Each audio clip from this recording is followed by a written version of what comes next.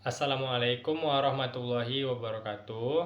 Halo semuanya, perkenalkan nama saya Syahmidayan dengan NIM 250306004 dari kelas PTNA.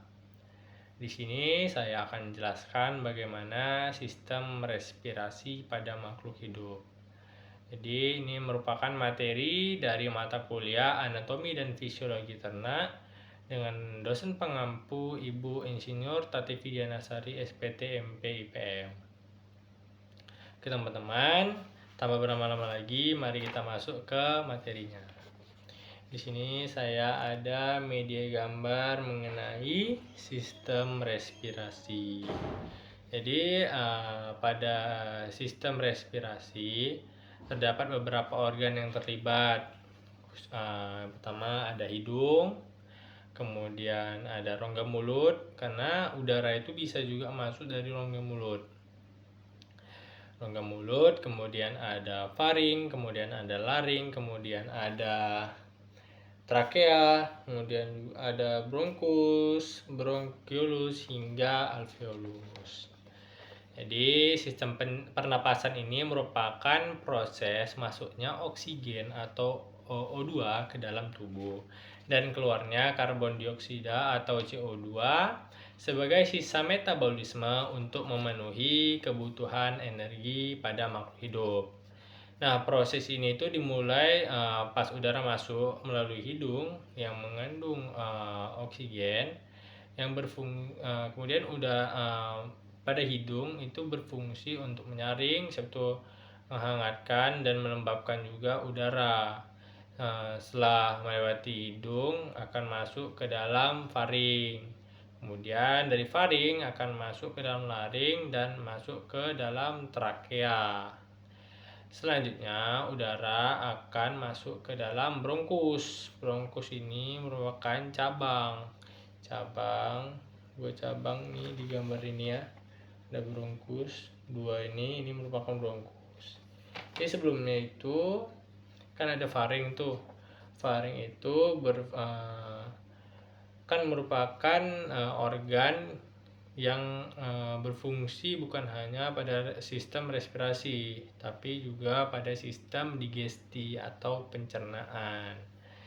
Jadi untuk membedakan masuknya makanan dan udara itu ada yang namanya katup. Jadi itu bisa disebut dengan epiglotis.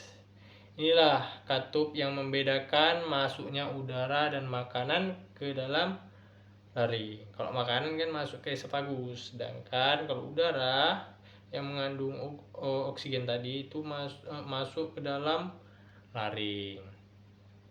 Laring masuk ke dalam trakea dan bertemu dengan percabangan yang biasa disebut dengan bronkus. Kemudian jadi terjadi pertukaran gas di dalam bronkiolus. Bronkiolus ini cabang-cabang kecil lagi dari bronkus yang mengikat alveolus, di mana dalam alveolus itu terjadi pertukaran gas. Oksigen berdifusi di dalam darah dan diikat oleh hemoglobin untuk diedarkan ke seluruh tubuh. Sedangkan karbon dioksida berpindah dari darah ke alveolus untuk dikeluarkan. Nah, proses masuknya udara ini disebut inspirasi. Terjadi saat diafragma berkontraksi dan rongga dada itu membesar. Sehingga udara itu masuk ke paru-paru. Sedangkan keluarnya karbon dioksida itu disebut dengan ekspirasi, yang terjadi saat diafragma relaksasi dan rongga dada mengecil sehingga udara itu keluar.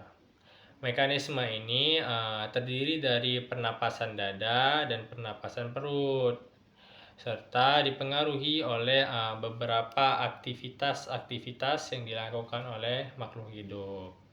Jadi sistem pernapasan ini bekerja secara teratur dan berkesinambungan. tujuannya itu untuk memastikan agar tubuh itu mendapatkan oksigen yang cukup dan membuang sisa metabolisme demi kelangsungan hidup. Jadi mungkin segitu saja penjelasan saya mengenai sistem pernapasan. Lebih kurangnya saya minta maaf. Assalamualaikum warahmatullahi wabarakatuh.